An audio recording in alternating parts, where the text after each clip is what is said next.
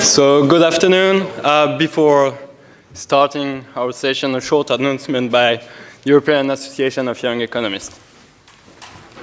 So I all hope you are having a really good conferences. You're taking the opportunity to discuss a lot among each other and also to talk to our keynotes, right? We have noticed that several also took the time to come to the sessions, and we want to thank you that you're really that present, and don't hesitate and approach them and ask for advice or help and so on. That's why we are here, right? So we have a number of things. Before I give the word further, I just want to remind you, please fill in the survey on authorship allocation, where we sent you the link. That would be very much appreciated to even get a sense whether this is a topic at all for you or not. And the second thing that I wanted to ask, we discussed this morning in the board meeting, whether funding for traveling is a big issue. So could everyone who paid for these conferences themselves, partly or to a majority part, please raise their hands for a moment? I mean, I know there's selection bias, but okay, so I see like 6 hands, about 6, 7 hands. So are there many that have large difficulties to get funding for a conference like this? Please raise your hands like real so that I can see them. Okay, so we just wanted to see whether there's some demand and who might be affected by the people that we have here. So I'll hand over the word, and we'll hear about the location of the spring meeting 2019, so that you have the right incentives to continue to do excellent research, so that we can meet again next year. And now we'll hear where we are going to meet. Good afternoon, everybody. So the next, which will be the 25th, if I'm not mistaken, edition of the spring meeting of the Young Economist is going to be for the first time in Italy, in a vibrant city, so that you can easily get lost in the streets or in cafes in front of a glass of wine and discuss about economics. It's going to be in the oldest university in the world. So I'm happy to invite you to Bologna from the 4th to the 6th of June 2020. The keynote speaker, the first keynote speaker confirmed is going to be James Snyder, and 2 more keynotes will be announced in the next 2 months. So I think the conference 2 will be open starting from September, if I'm not mistaken. So yeah, please send us your papers and advertise this conference, and I hope we are going to have fun there. Thank you so much, Sarah. So thank you so much for taking on this work of organizing the Spring Meeting 2020.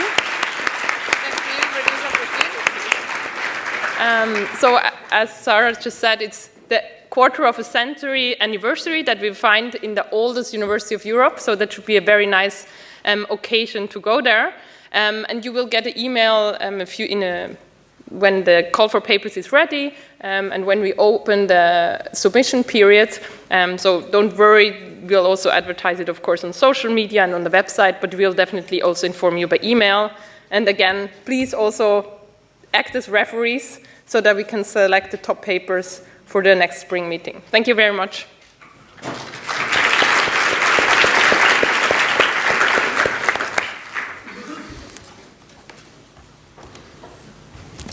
So thank you, Vera. So let's continue this afternoon with our keynote speech. We are really, really glad to welcome Professor Eric Maskin. Apparently, we have the tradition of inviting other people for next year as well. And Eric Maskin will be introduced by one of his former PhD students. And I also have to thank Mathias de Wattipon, and Mathias will introduce Professor Maskin. Thank you.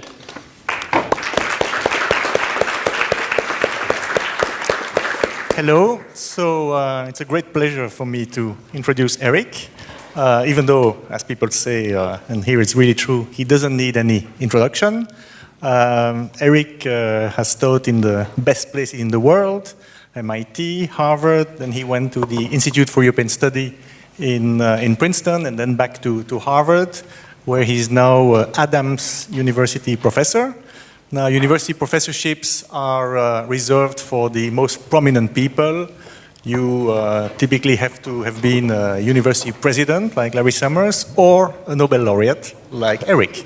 So Eric indeed shared the economics prize, the Nobel Prize in Economics in 2010, together with Leonid Hurwitz and Roger Myerson for, and I quote, laying down the foundations of mechanism design theory.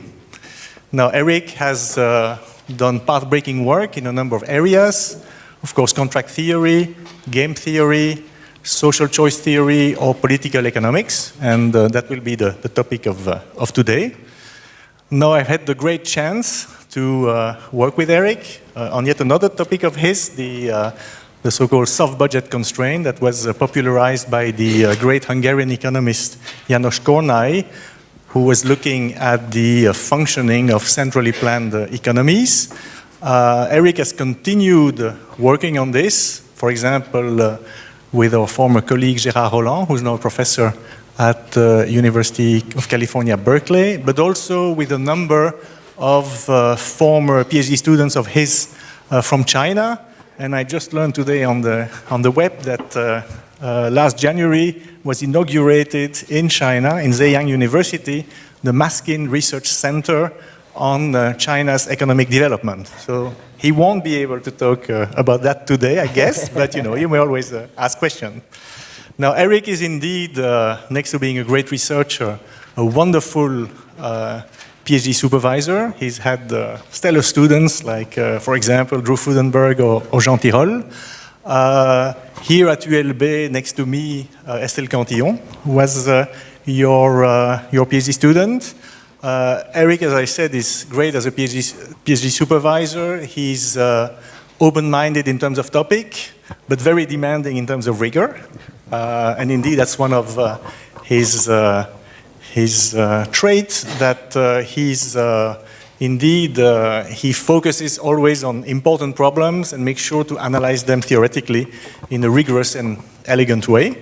So no wonder that Estelle got the annual prize for best dissertation in economics in Harvard, the Wells Prize, when she graduated. So there are a number of connections that we have here. In particular, we've taken advantage of Eric's nth quality, which is that he's a great citizen, public-minded. He helped us when we merged economics and management. He sat on the International Research Council, which was then merged into the International Advisory Board. And of course, having somebody of his caliber, it's great for our credibility. And I think you really help on that front. It's only normal that in 2010, for its 175th anniversary, the university awarded you a honorary degree. And so it's indeed, as I say, really great to have you here and continuing our relationship in this very impressively organized conference. So congratulations to you also on that. So thank you.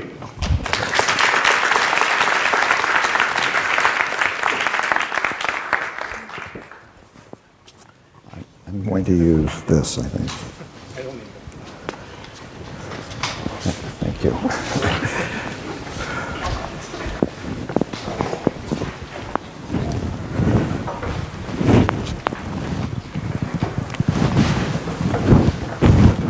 I just want to make sure that I can be heard. Can you hear me in the back?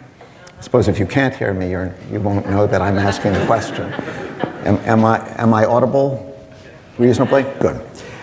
Well, thank you, Matthias, for that extremely generous introduction, and thank you all for inviting me here today. Sadly, I'm not a young economist anymore, but being here makes me feel like one. So thank you for that. And I thought what I would do is to talk on something which is a cross between political economics and mechanism design. Mechanism design, as Matthias mentioned, is something that I've spent a lot of time on. This will be an exercise in using mechanism design for political purposes, in particular for elections. So let me set the scene.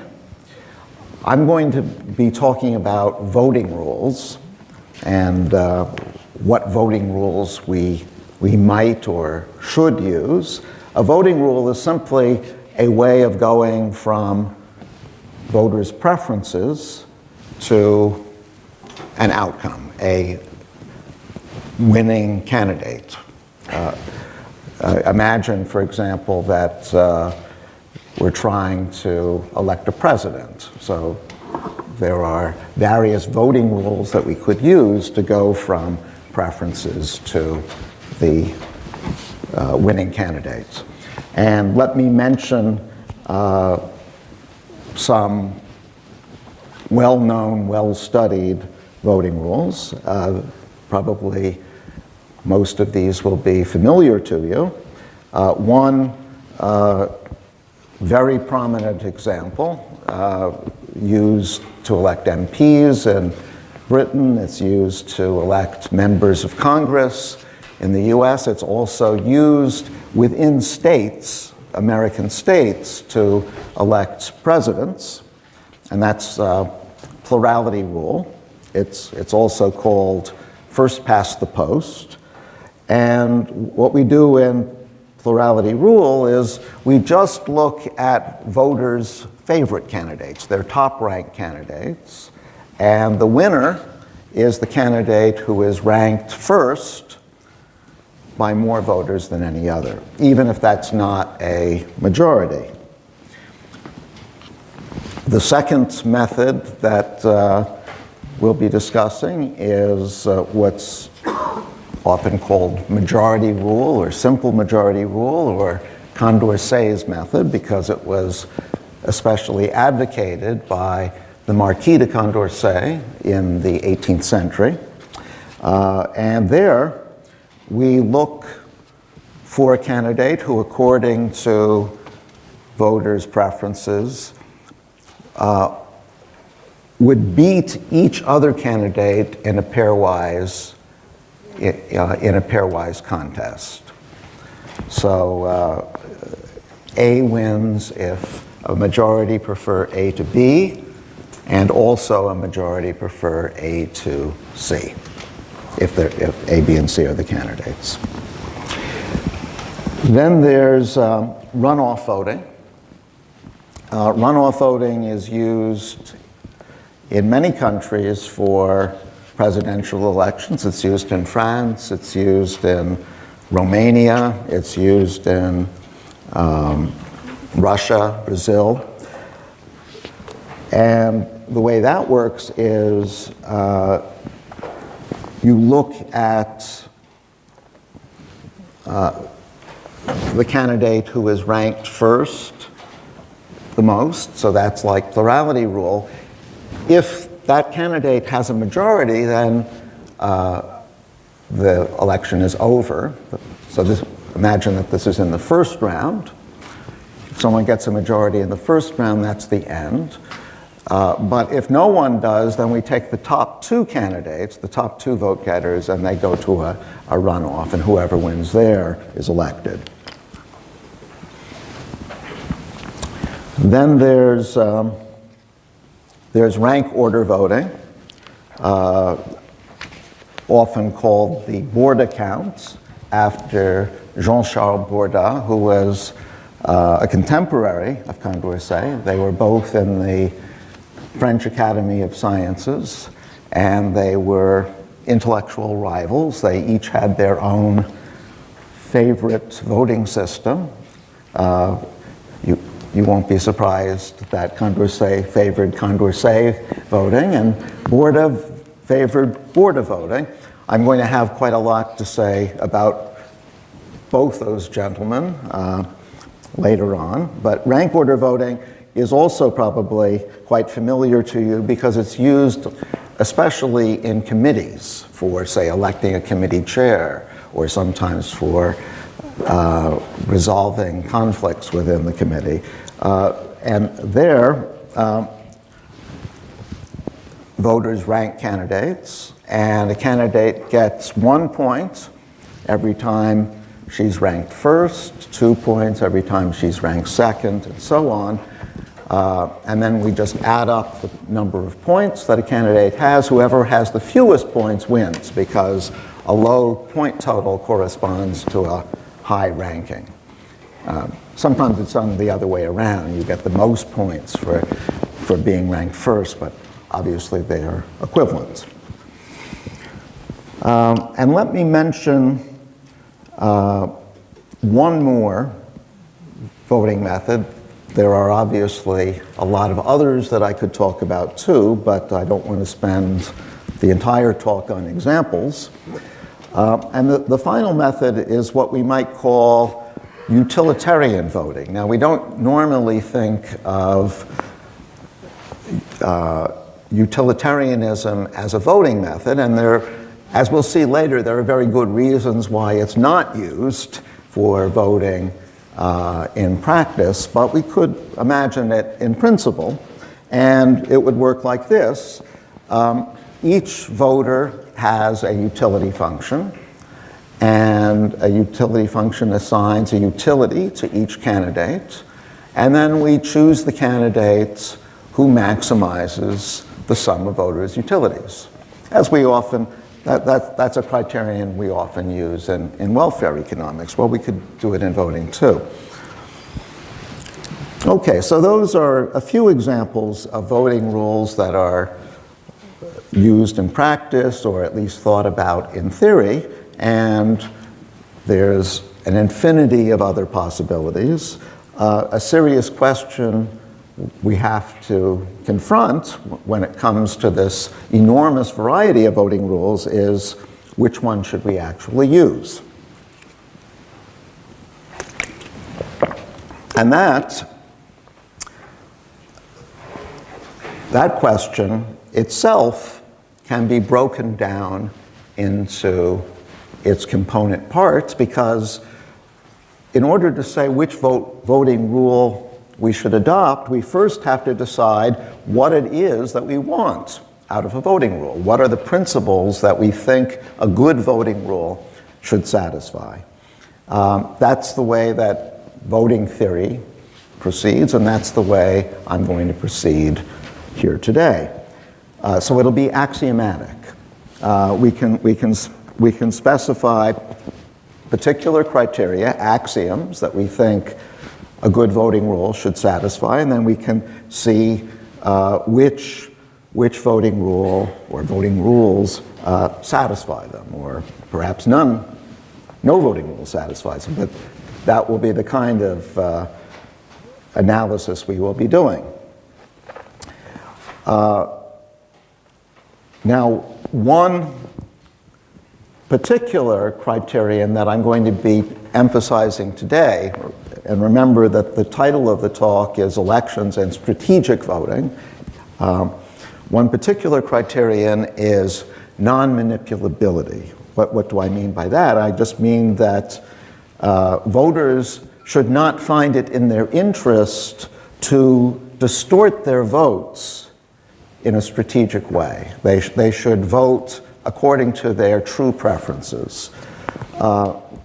This is probably a criterion that many of you have come up against, and there are many good justifications for insisting on non-manipulability.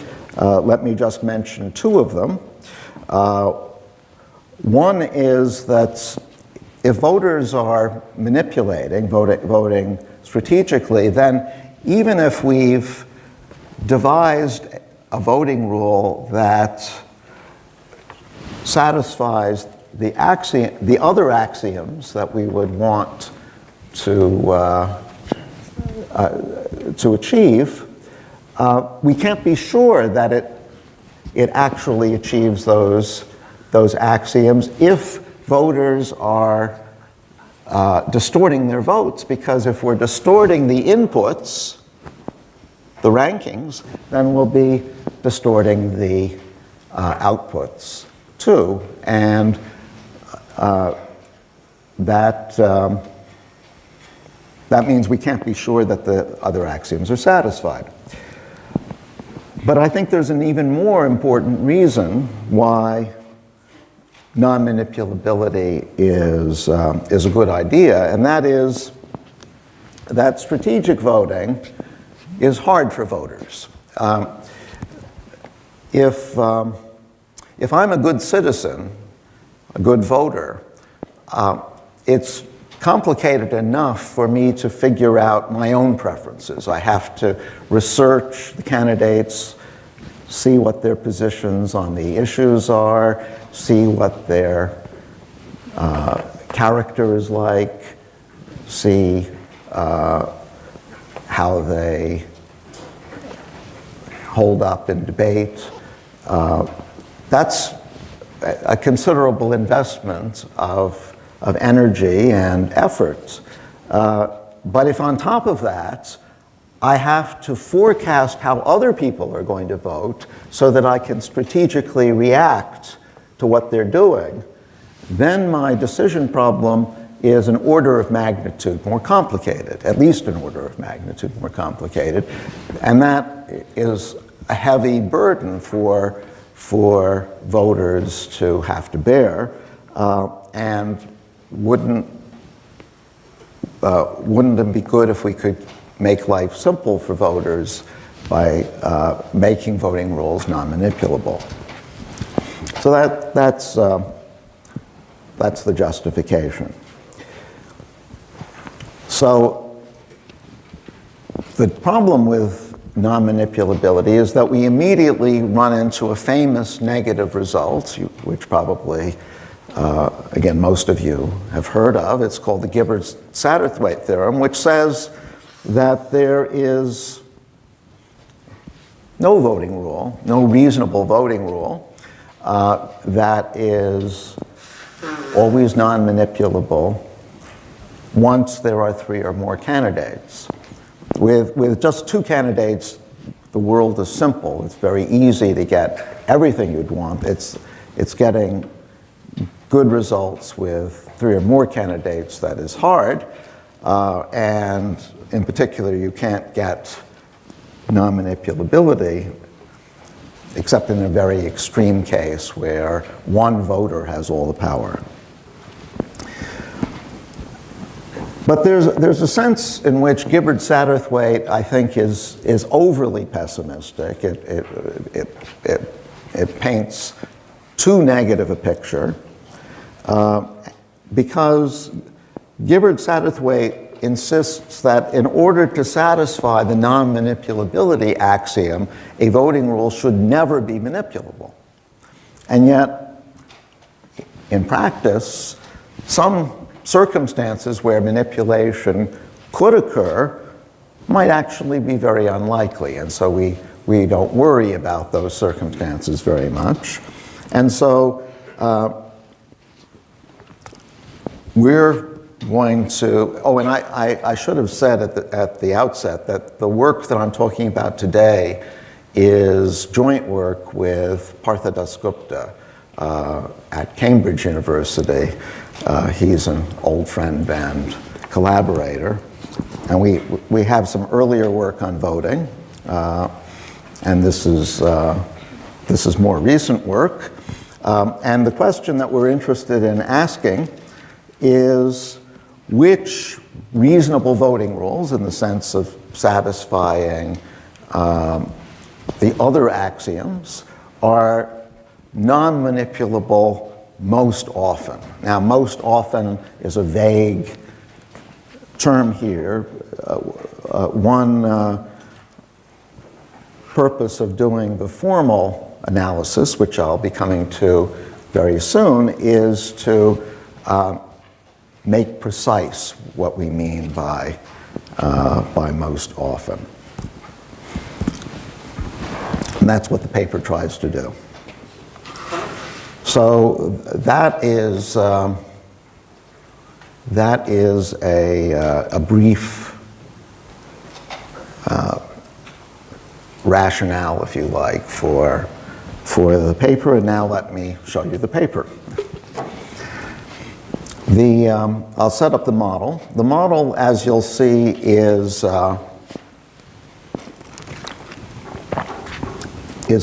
pretty standard with one deviation.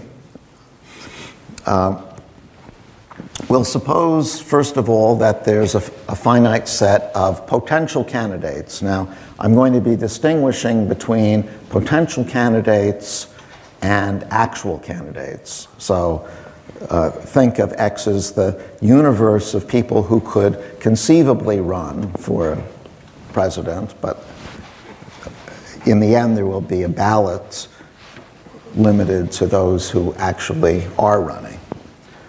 Now the one not entirely standard feature of the model is that rather than having a conventional finite electorate, we're actually going to have a continuum of voters. And the reason for having a continuum is technical. It makes life easier. You'll see why we have a continuum very soon. But think of voters as being indexed by numbers between 0 and 1. And for our purposes, we can describe a voter adequately by her utility function. So a utility function is just a way of going from candidates to utility. Higher utilities correspond to more preferred candidates. I'm going to rule out indifference on the part of voters. So voters will never be exactly indifferent between two candidates. If you've done some voting theory, you probably have been exposed to the complications, to the headaches that arise if you do allow indifference. Since I don't think of indifference, I don't think of these complications as very enlightening complications, but they have to be dealt with if you allow indifference. Simpler just to rule it out, and it's not a terribly severe assumption in my view. So that's how we describe an individual voter, and then a society, an electorate, can be described by a profile. A profile is a specification of all of the voters' utility functions, and that'll be denoted by U dot. Then a voting rule is a way of going from profiles to outcomes, or actually more precisely from profiles and ballots to outcomes. So a ballot, Y, is a subset of the universe of candidates. It's the set of, Y consists of the candidates who are actually running. And a voting rule chooses a winner based on voters' utility functions, so the profile of utility functions, and a ballot. Now, this definition is not quite right because I have ignored the possibility that we could have a tie. When I was describing plurality rule and board account and so on earlier, I didn't mention the fact that there could be two candidates who tie for winning, in which case we're not identifying a unique winner. However,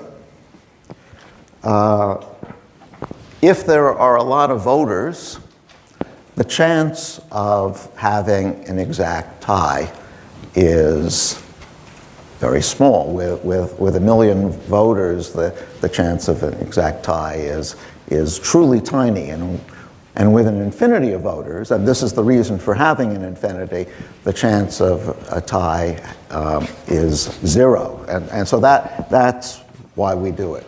Ties are non-generic, and we will look at generic profiles rather than every profile. So this is the correct definition of a voting rule. It chooses a winner. The voting rule chooses a winner for a generic profile, given the ballot Y. Okay, well now we can define all of our voting rules formally. I've just shown you the model. So this is what plurality rule looks like formally. Let me explain what's going on here. If we have a continuum of voters, we can't actually count up votes anymore because there's an infinity of them. So we'll use instead a measure of the size of a group of voters, or we can talk about proportions of voters who have particular preferences. So what this says is that candidate A is the winner if the proportion of voters, mu, so mu is a measure or a proportion, if the proportion of voters who rank A above all other candidates B is bigger than the proportion who rank any other candidates first.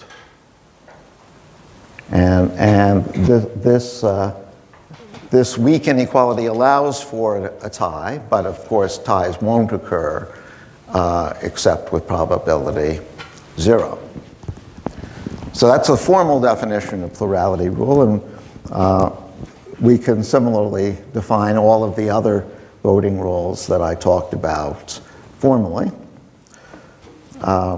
But I'm not going to go through those details. Instead, what I want to do is to turn to the axioms that we want a reasonable voting rule to satisfy.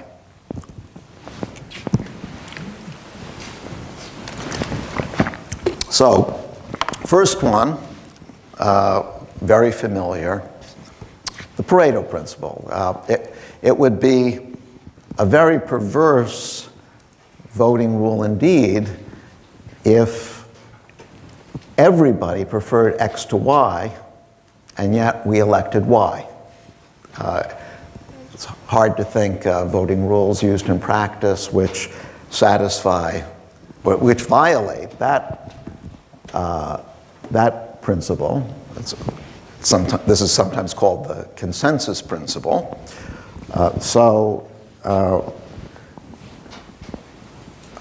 I'm not going to spend much time on the Pareto principle because it seems so obviously right.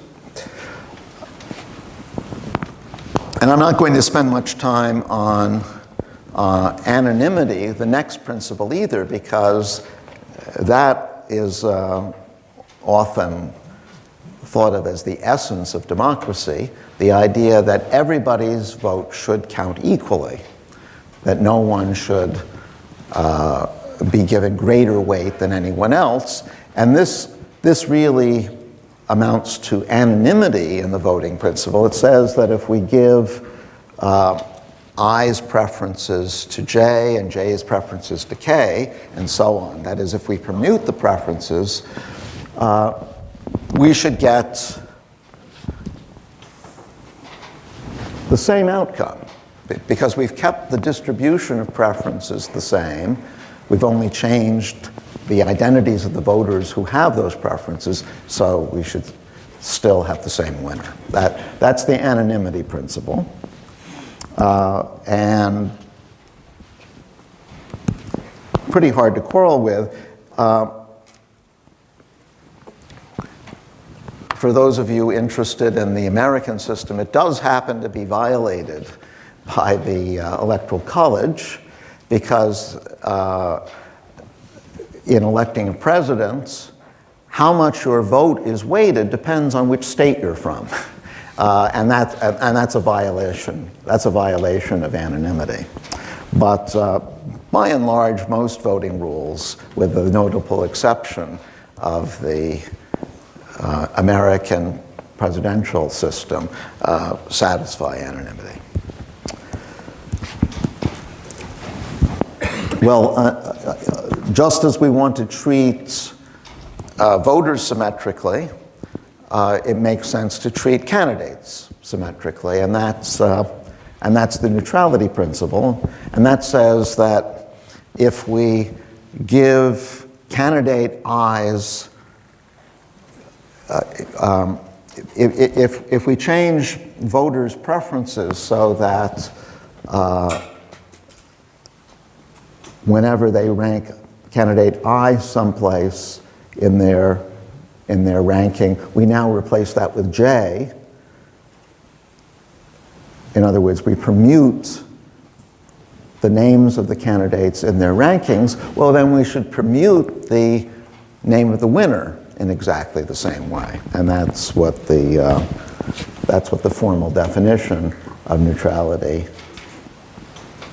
says.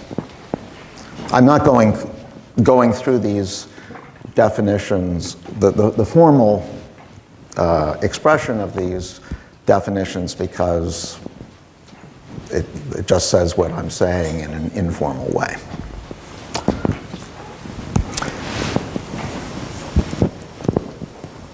Well, I talked about various voting rules in the introduction. Not surprising to note that all of them satisfy the three principles I've mentioned so far: Pareto, anonymity, and neutrality. But the next principle will serve to distinguish some voting rules from other voting rules. And this next principle is also, not surprisingly, the most controversial of all the principles I'm going to be mentioning. But it has a very good pedigree, because it was proposed in somewhat different form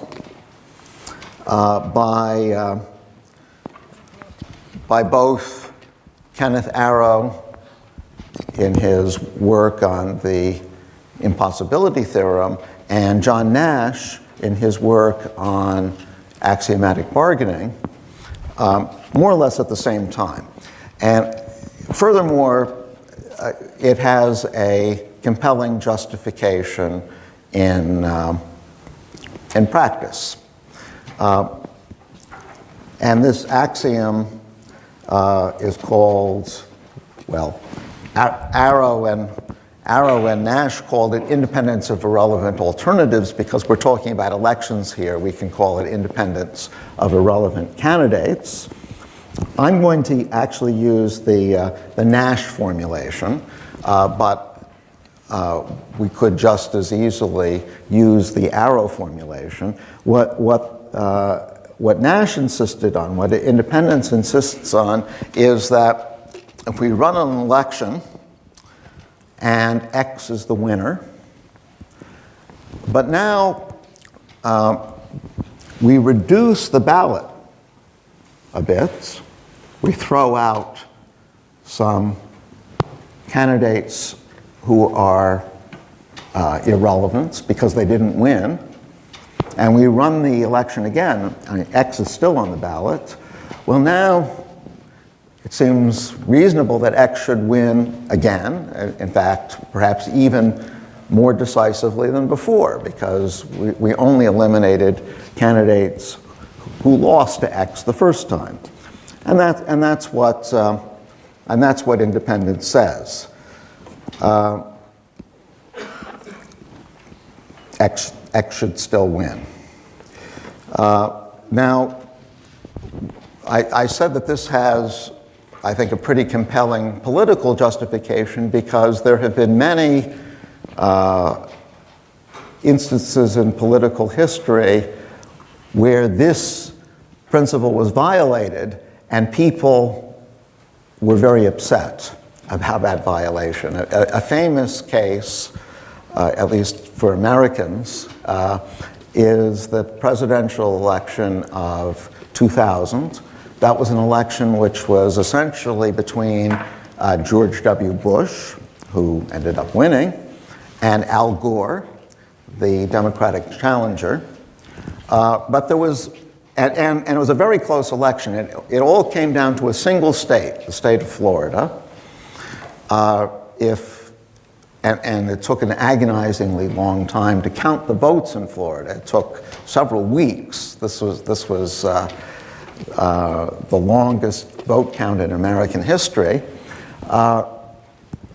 And if Bush won Florida, he would be president, and if Gore won Florida, he would be president. Well, in the end,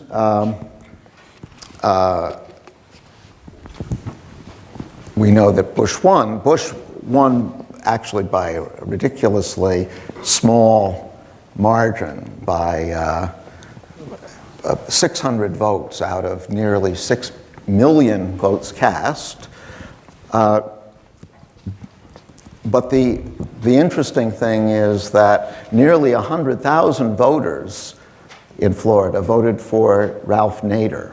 Ralph Nader was a Green Party candidate.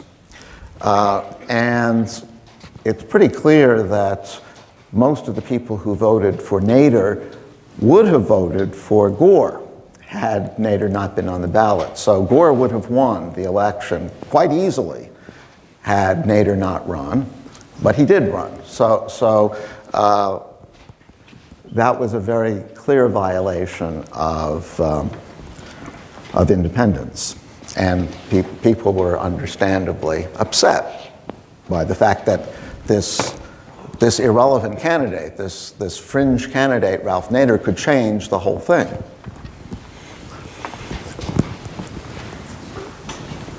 Now, majority rule and utilitarianism satisfy independence. It's easy to see that they do.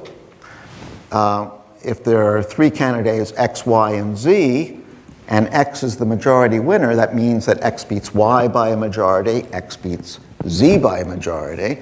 If Z drops out, X still beats Y by a majority. So majority rule clearly satisfies independence, and so does utilitarianism. If X maximizes utility on a big set of candidates, then X maximizes the sum of utilities on a smaller set. But we already saw that plurality rule violates independence. And here's another case where it violates it. And rank order voting, the board account, also violates independence. Here's an example where candidate Y wins if there are three candidates running, X, Y, and Z. But if Z drops out, then X wins. Then it just becomes a majority contest, and X wins.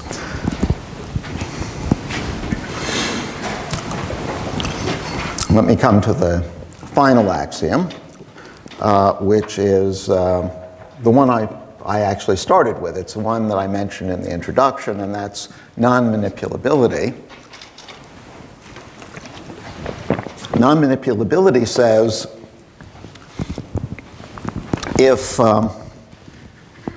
if people send in their true preferences, they're true utilities, and X is the winner,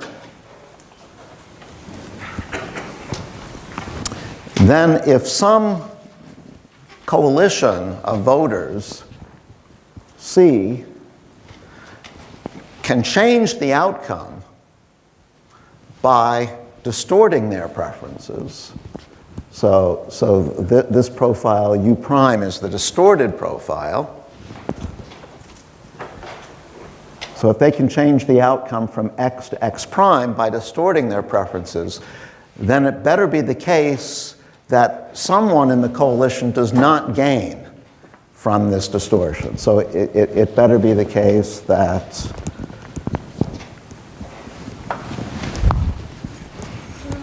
there are members of the coalition who are actually better off not distorting. Otherwise, the voting rule would be manipulable. And here, we're talking about manipulation by coalitions because, with a continuum of voters, it doesn't even make sense to talk about manipulation by individuals. Individuals have no effect. Well, one immediate implication of this non-manipulability is that voting rules are going to make use only of ordinal information. So in particular, utilitarianism, where we're adding up utilities, is going to be ruled out. It's pretty easy to see why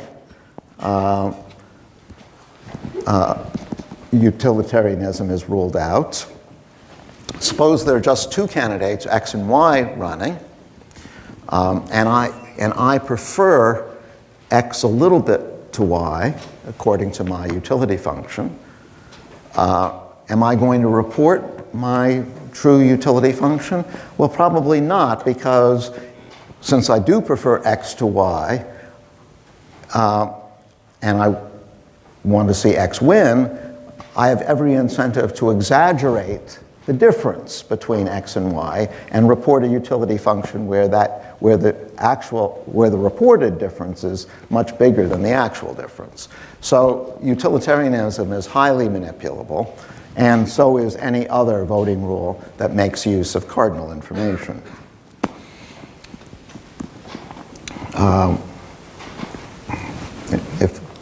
If I were giving a technical seminar, I would show you the formal proof of this lemma, but I'm not going to bother. Now, unfortunately, we're now down to, I think we've eliminated all of the other voting rules. We're down to majority rule, all of the other voting rules that I talked about in the introduction.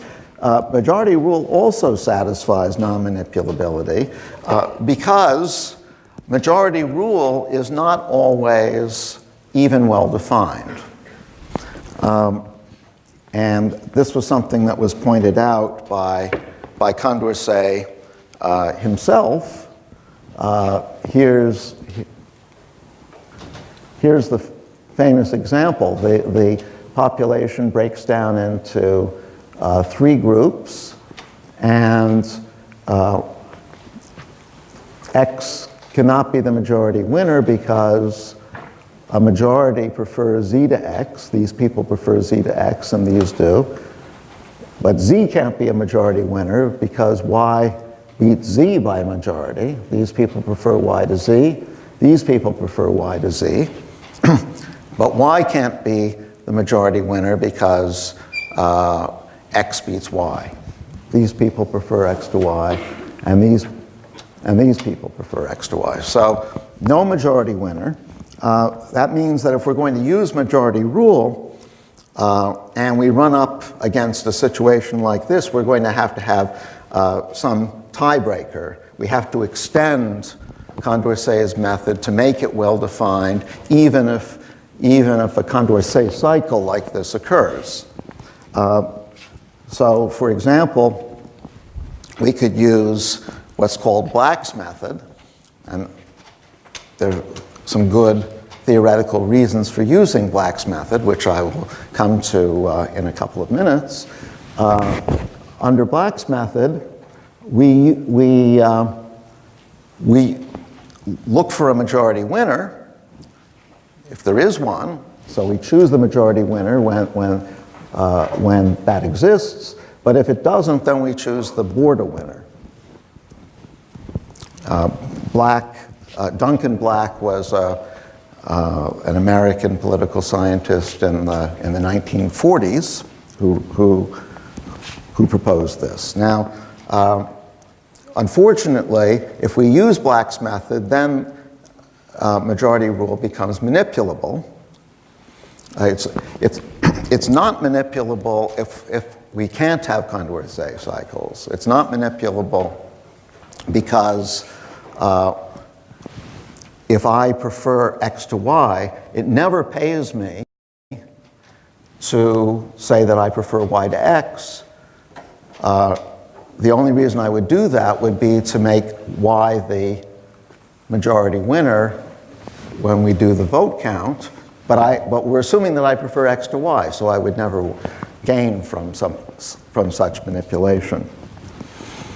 But once Condorcet cycles can occur, then manipulation can occur. And here's an example.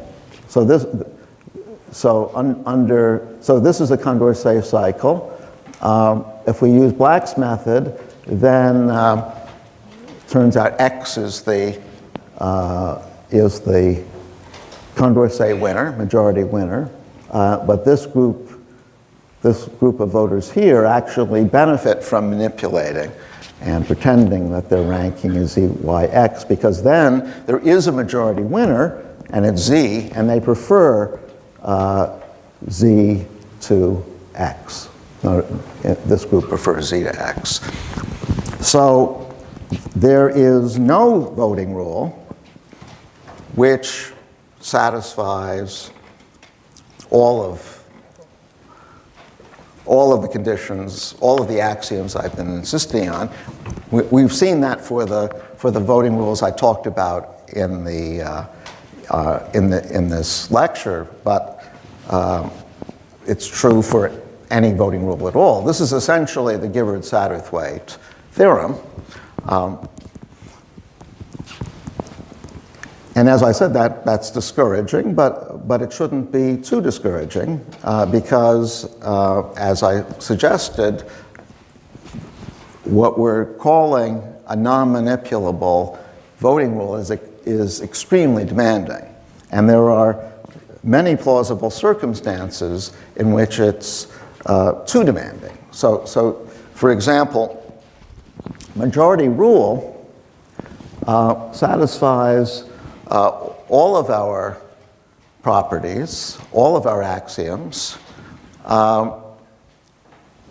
as long as we can get rid of these Condorcet cycles. And a Condorcet cycle is a triple of preferences where one group prefers X to Y to Z, another prefers Y to Z to X, third prefers Z to X to Y.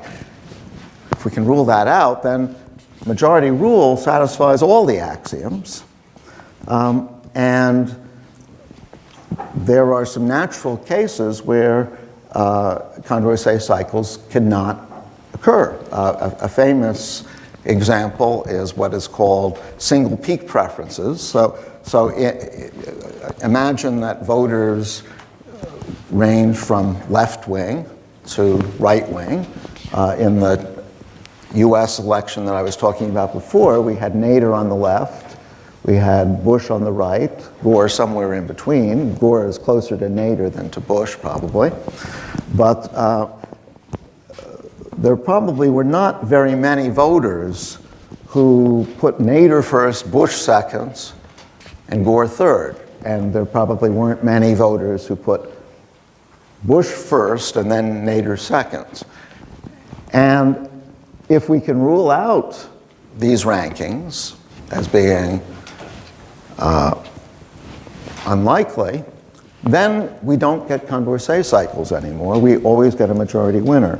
So that suggests Oh, and if there were time, I would go into other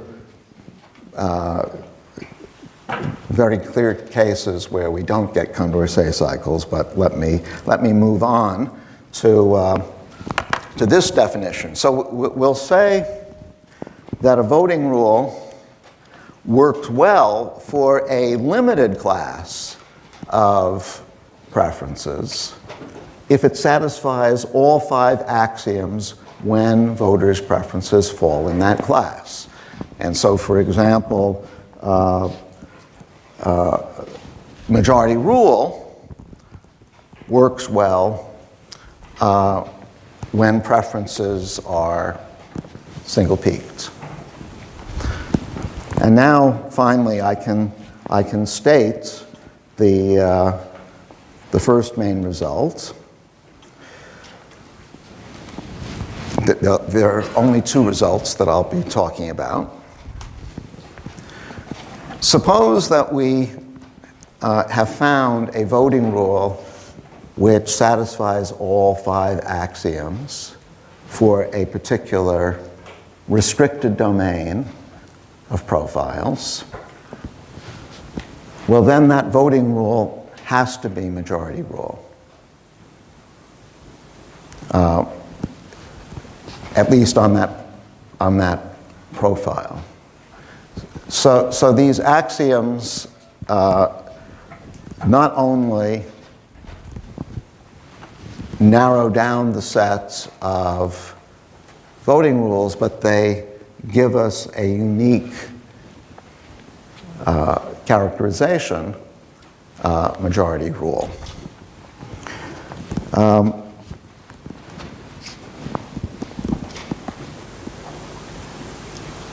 In a technical talk, I would give you some idea of the proof, but I'm going to omit that. Instead, what I want to go on to is the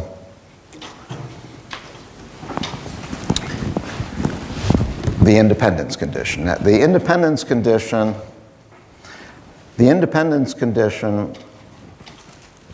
I think, is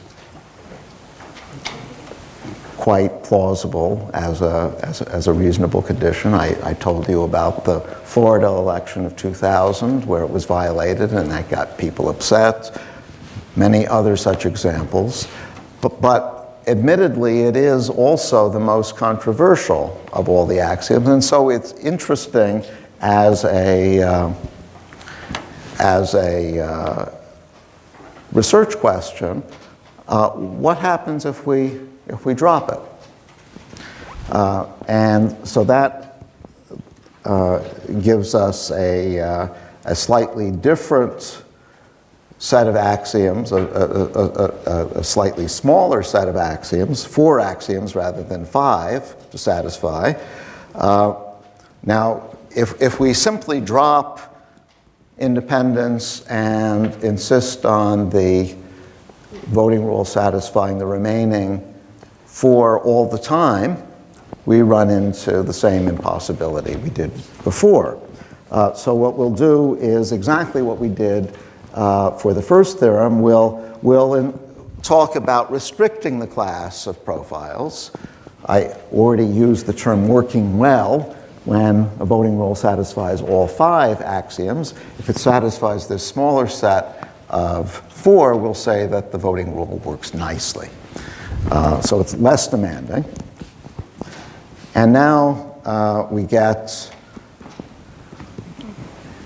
our second and final result, which says that if a voting rule works nicely on a domain of preferences, then it is either majority rule or it is Borda. And there's a good intuitive reason for that.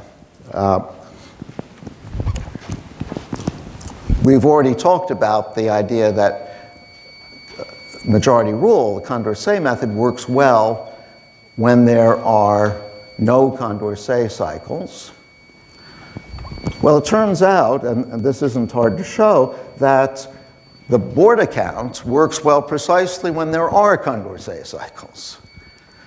So you can see that the two voting rules complement each other, that they're both going to work well on maximal domains, but different maximal domains. Condorcet will work well on a maximal Condorcet cycle-free domain, and board account will work well on a maximal domain which has Condorcet cycles. I find it somehow satisfying that that these two ancient voting rules, Condorcet and Borda, are picked out in this way. Because as I said, Condorcet and Borda were rivals, intellectual rivals.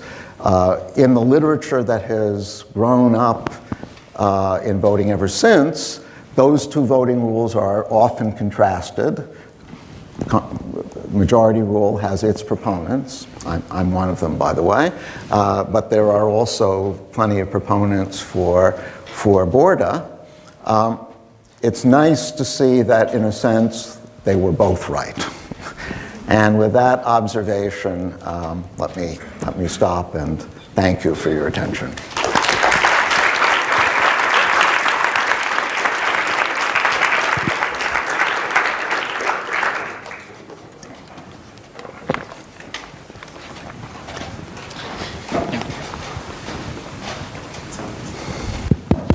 So thank you, Professor Maskin, for your nice talk. So now it's there's some time for questions. So let me see. Yeah, I have two questions. The first one is what happens when you relax the assumption of injectiveness, like the fact that two different candidates cannot have the same utility for one voter? Because many rules that are proposed, like approval voting or majority judgment, relax this assumption. And oh no, so there.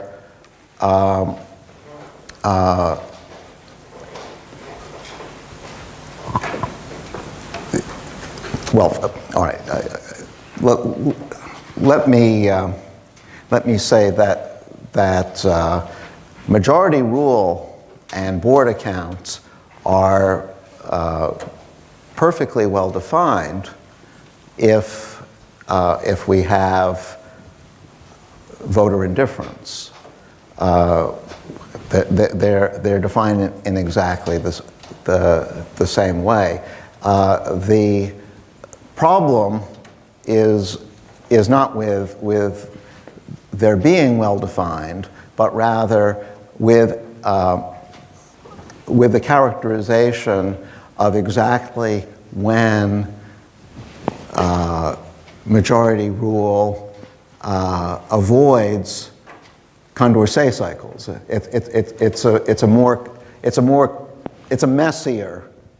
It's a messier statement than the one that I gave on the slides, and it's only to avoid that messiness that we insist on strict preference. The results, there are still results, they're just not quite so neat anymore. And majority rule and Borda still work perfectly well.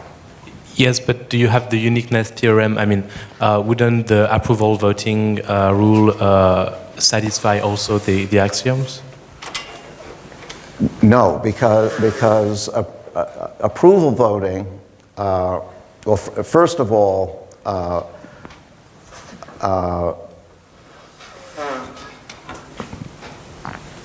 approval voting is when voters can give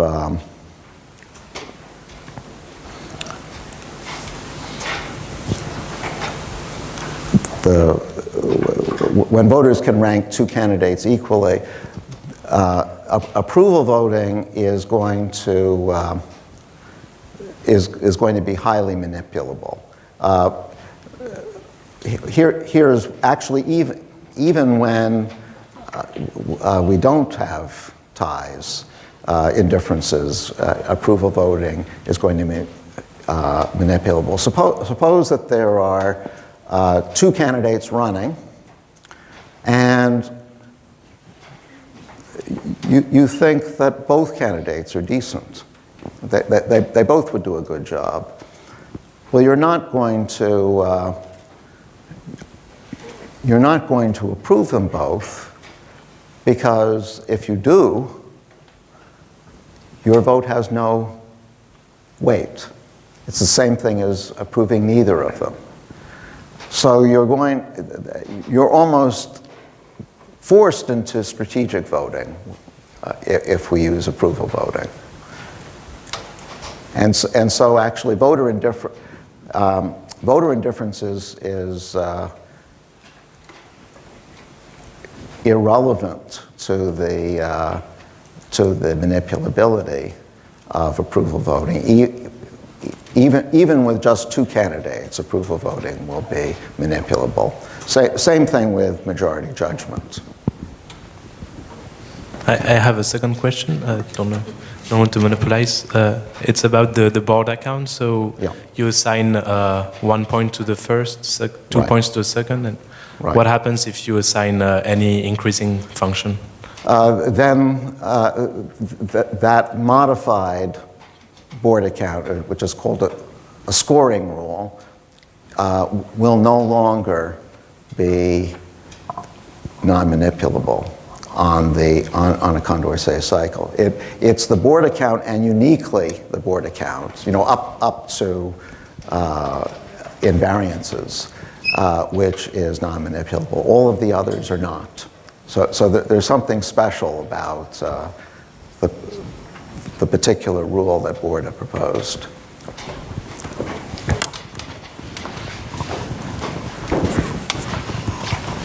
Thank you for the talk. I'm a bit out of my element because I come from a quite different background. But I was thinking, isn't there some sort of connection between the principle about the non-manipulability and the independence of candidates? When you started the talk, I immediately started thinking about what an example of manipulability would be, and I was thinking in the lines of the parliament elections that you have in many countries in Europe, where you typically have a threshold of 5%, yes. And only if you have this threshold, then, I mean, I don't have scientific evidence, but then sometimes you're into the sentiment that I'm not going to vote for a small party because I think that they are unlikely to have to reach the 5%, and therefore I cast a vote for a party which is not my first candidate. And I thought maybe that's an example of manipulability. And then you came to this lemma and to the irrelevance of other candidates. And then when if I take my example to the extreme, maybe everybody in Florida wanted to vote for another, but they thought that Al Gore is more likely, and therefore, I mean, it's an extreme example, of course, but they voted for Al Gore because they thought that Nader would not win. Yes, so you're right. First of all, thresholds can make voting rules manipulable, even if they aren't manipulable without the threshold. And second,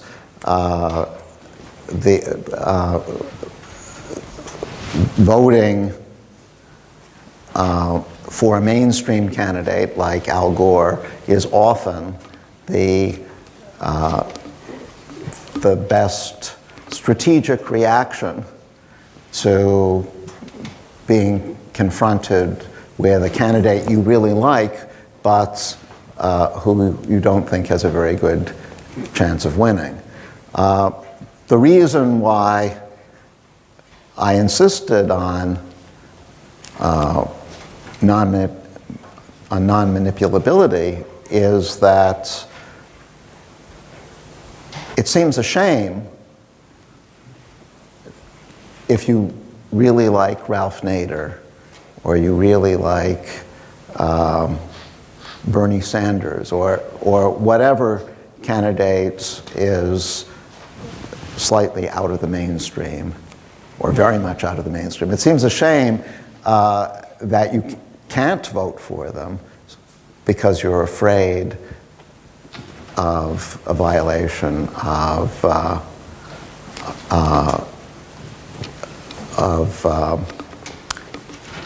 non-manipulability. So I was talking about independence before, but you're right that it's also a violation of manipulability. When you have these violations of independence, that gives rise to Nader voters voting for Gore. I think it's worthwhile to satisfy both axioms. They're not exactly the same, but they're closely related.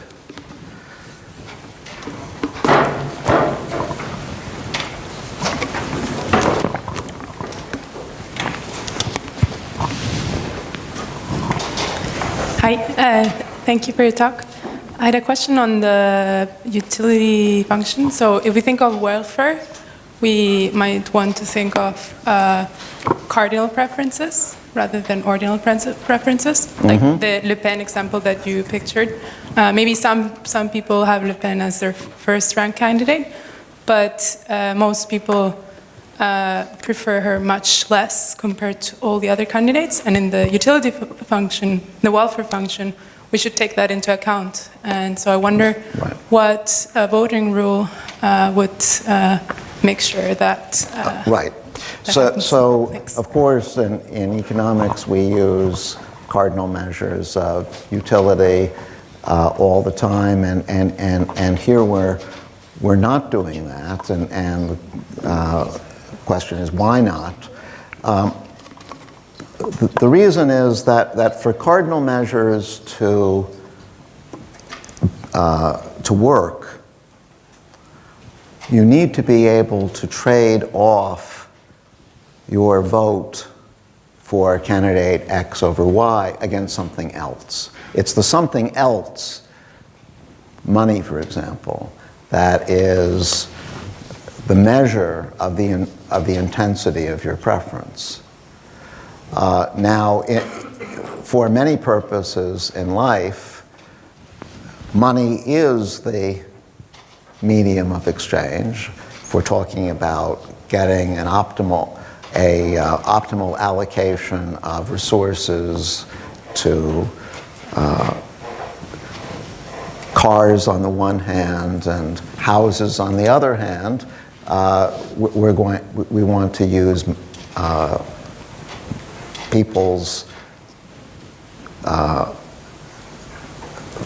valuations in money terms to evaluate those allocations. But in political contexts, the idea of having people pay to have X elected rather than Y elected seems to contradict the idea that all voters should count equally, because if we start, of course we do have money in elections anyway, but if we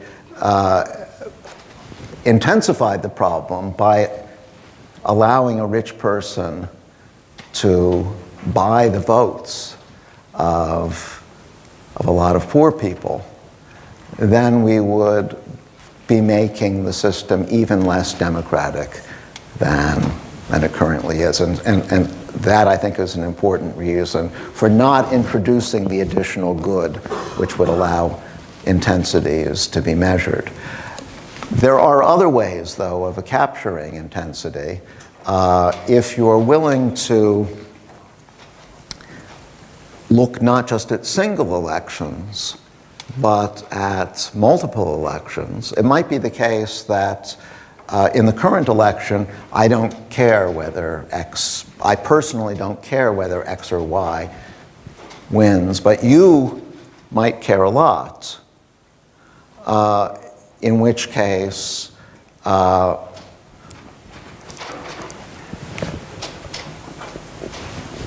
we could have an exchange in which I vote for your candidates today, and you vote for my candidate tomorrow. That doesn't violate the principle that rich people should count the same as poor people. It doesn't violate anonymity, but it does require that we look at sequences of elections and not just single elections. Another way of accomplishing the same thing, and this is proposed by the economist Alessandra Casella, she suggests allowing people to store votes. So if I don't care about the election this time, I can save up my vote. I will not actually cast it in this election, and next time I'll have 2 votes. That also allows voters to express intensities without resorting to money. But in a one-shot election like this, we're stuck with ordinality. Yeah, thank you for these interesting results. One thing which seems to be missing here, and is quite relevant, for example, in US presidential election, is abstention. Yeah. And of course, abstention is probably the cost for me of voting is higher than the stake. Right. You may, of course, since the stake has to do with being pivotal, you may need to relax the continuum of voters, but are there reasonably easy ways to introduce the potential of abstention in your results? It's not so easy to do in this framework, because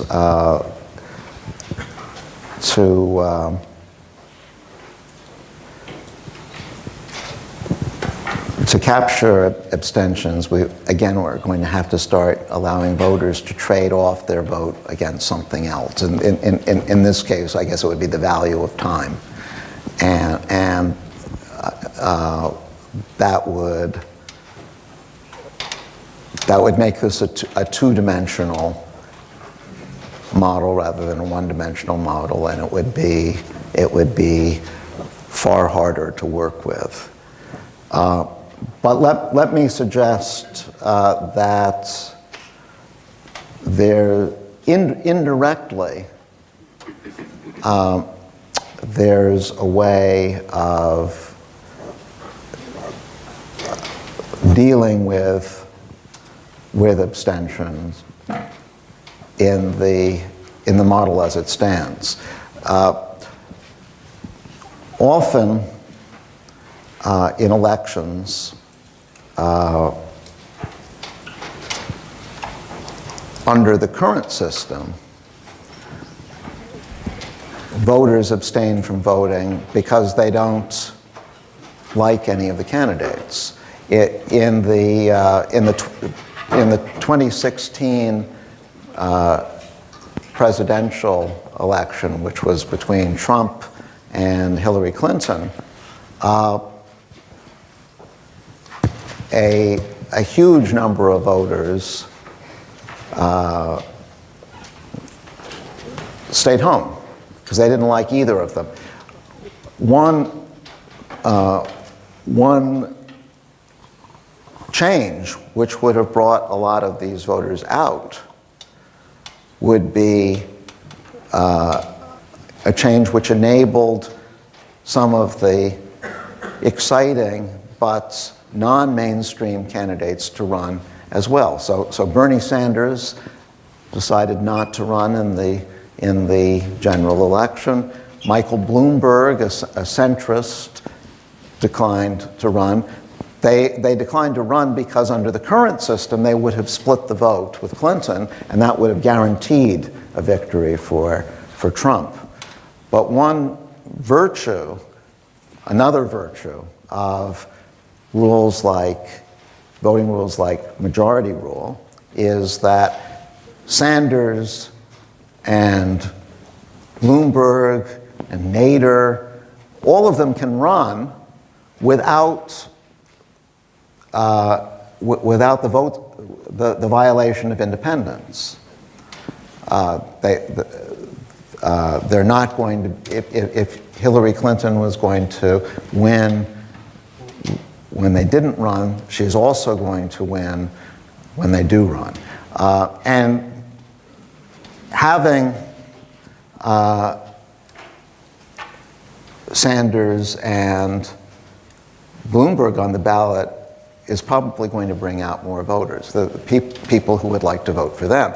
They will perhaps put Clinton second, but they're not going to stay. They're less likely to stay home. So even within the traditional framework, it is possible, at least to some extent, to deal with the abstention problem. Okay. Unfortunately, given the time, that's the extent of the questions.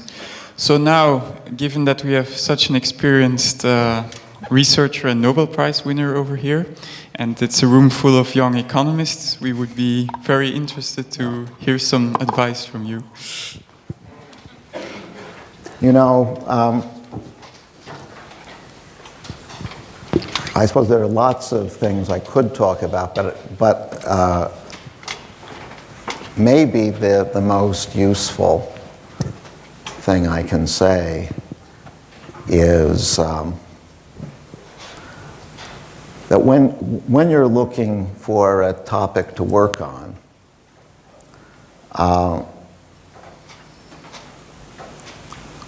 probably not a good idea to be very strategic about it. And I say this as a game theorist.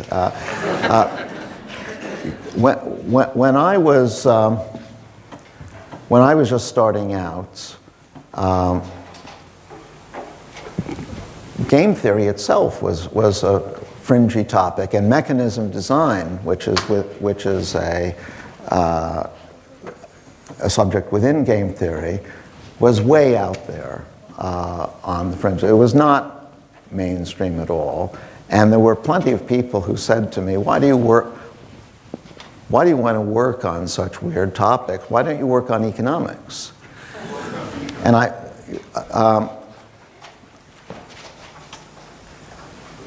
I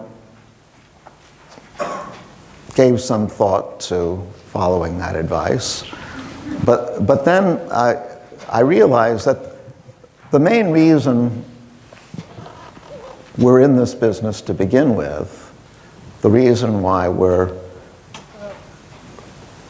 interested, the reason why we're doing research is because we like doing research. It's fun to set your own agenda, to answer the questions you want to answer, and not answer someone else's questions.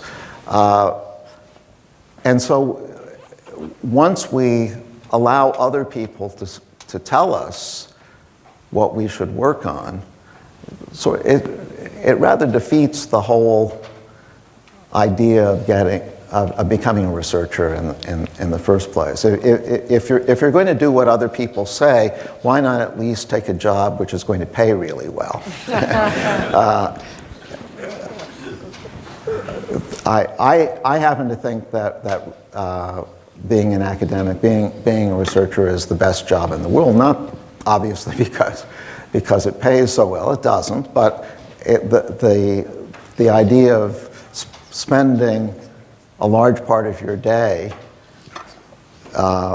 following your own path is immensely attractive, and I encourage you to remember that the next time you're choosing a research topic.